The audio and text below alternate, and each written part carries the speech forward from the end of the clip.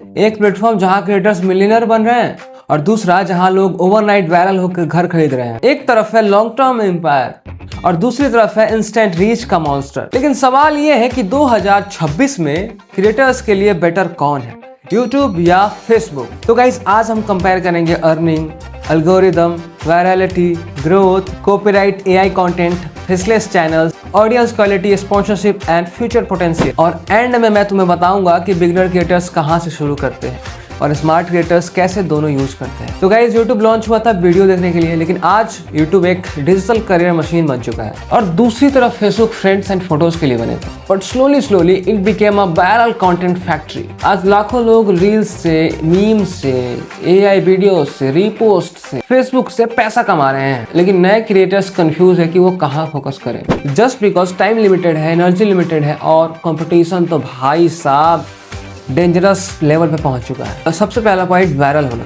Facebook algorithm का main goal है user को ऐप पे रोके रखना।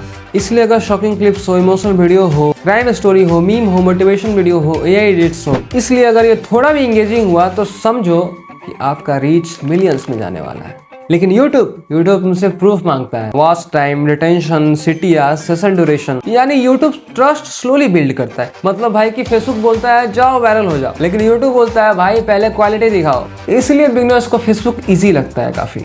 अब हम बात करेंगे अर्निंग रियलिटी पे। लोग बोलते हैं कि Facebook ज्यादा पैसा देता है YouTube के मुकाबले। तो गाइज Facebook पर अर्निंग होती है रील्स एड से, इंस्ट्रीम एड से और स्टार्स से होती है, बोनसेस से होती है और ब्रांड डील से होती है और कभी कभी पेज सेलिंग से भी होती है।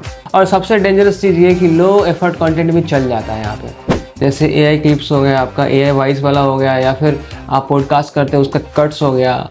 मतलब छोटे छोटे कंटेंट भी चल जाते हैं जिसमें एफर्ट आप जीरो डालते हैं, वो भी चल जाता है। और कभी कभी तो एक महीने में ही पेज मोनेटाइज हो जाता है फेसबुक का। लेकिन पता है प्रॉब्लम क्या है? फेसबुक कभी कभी रीच को किल कर देता है। मतलब इस चीज का डर रहता है कि पेज डेड हो सकता है और मोनेटाइजेशन रिमूव हो सकता है। अब यूट्यूब देखो, आप स्टार्टिंग डिफिकल्ट होता है, 1000 सब्सक्राइबर चाहिए होता है, वॉच टाइम चाहिए होता है, कंसिस्टेंसी चाहिए होता है। लेकिन एक बार आप सिस्टम समझ गए तो YouTube becomes a money machine. एक वीडियोस 2 साल तक व्यूज लाते हैं, एक ट्यूटोरियल रोज पैसा देता है, एक faceless channel monthly salary generate करता है और इसीलिए serious creators mostly YouTube choose करते हैं। अब आते हैं ऑडियंस क्वालिटी। तो गाइज यहाँ बहुत बड़ा डिफरेंस है, क्योंकि फेसबुक का जो ऑडियंस होता है वो मोस्टली स्क्रॉलिंग मूड में होते हैं।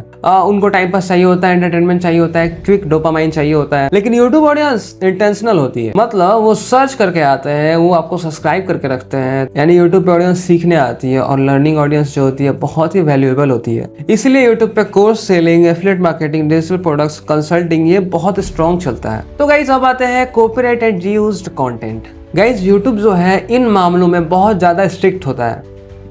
अगर आप मूवी क्लिप डालोगे तो स्ट्राइक आ जाएगा, अगर आप म्यूजिक यूज करोगे किसी और का तो उस पर क्लेम आ जाएगा, अगर आप रीयूज कंटेंट डालोगे तो डीमोनेटाइज हो जाएगा।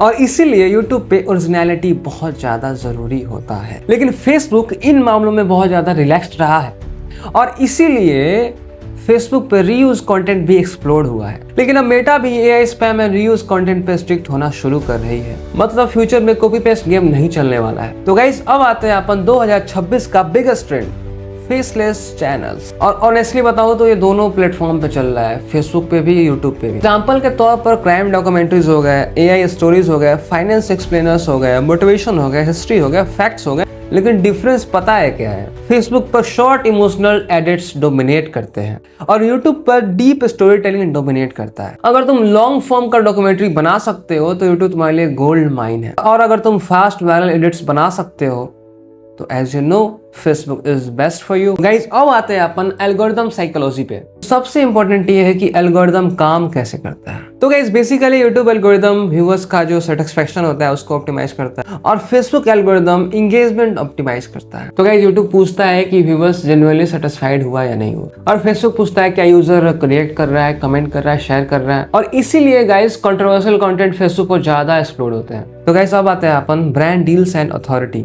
सपोज 2 क्रिएटर्स हैं, एक जो है उसका 5 मिलियन फेसबुक फॉलोअर्स है और दूसरे के 2 लाख यूट्यूब सब्सक्राइबर्स हैं। तो गाइस आप गेस करो कि ब्रांड किस पे ज्यादा ट्रस्ट करेगी?